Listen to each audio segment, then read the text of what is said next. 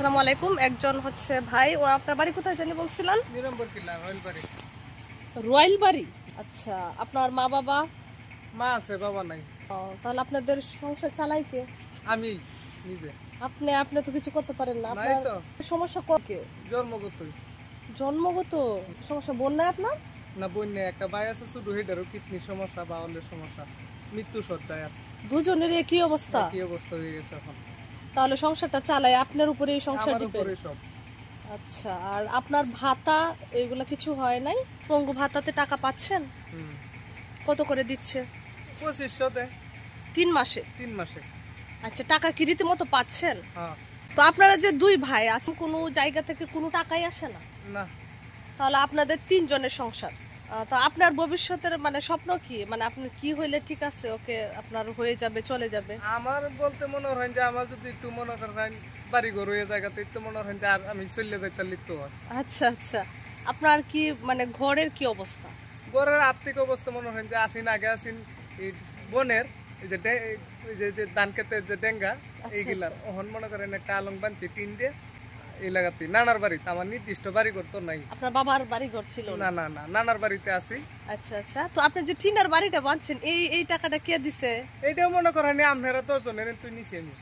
আচ্ছা, তার মানে আপনার যে টাকাটা ওইভাবে যারা আমরা জনগণের দেয়, আর আপনার যে ভাতাটা, এই যে ভাতাটা হয়েছে কতদিন হয়েছে?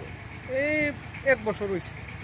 1 বছর। আচ্ছা ভাই, আপনার কি কি সমস্যা? চোখের, পায়ে? চোখে একটু কম দেখা যায়, ডাইন হাত আর ডাইন পাও সমস্যা জন্মগতই। আচ্ছা, দু পায়েরই সমস্যা, আপনি হাঁটতেই পারেন না? না না। তো আর আপনি তো বিয়ে টিয়ে করেন নাই? না না। আপনি কোন এলাকাতে থাকেন? নিরম্বর কিল্লা রয়েলবাড়ি। যে পাশাপাশি গ্রাম যারা আছে, এই চেয়ারম্যান মেম্বার, তারপরে হচ্ছে যারা মোটামুটি একটু অর্থবিত্ত আছে, টাকা পয়সা আছে, ওরা কি সাহায্য করে আপনাকে? না, এরা কয় তুমি চলতে আছো, তোমারে দেখতাম কি তা। ওরে বাবা। আমি কই যে তেলে দেওয়া যায় না, খায়া তারার কাছে গেলে মনে হয় হ্যাঁ তারা সাহায্য করবো, নাইলে করতো না।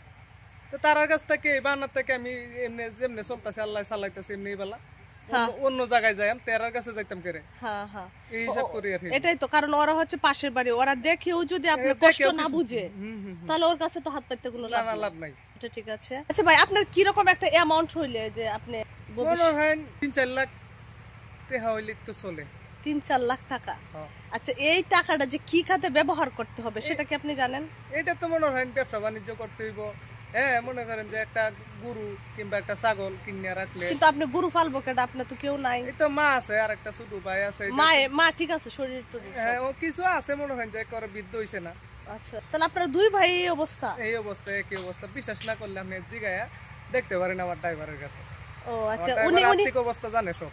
আচ্ছা, উনি আপনার নির্দিষ্ট একজন না? হ্যাঁ, নির্দিষ্ট একজন। উনি কি প্রতিদিনই আপনাকে? হ্যাঁ, প্রতিদিনই। এই যে আপনারা দেখতে পাচ্ছেন, এই যে রিস্কার উনি যে ড্রাইভার আছে, উনি প্রতিদিন আপনাকে নিয়ে যায়। আপনি কত দেন? ওনার বেনিফিট কি?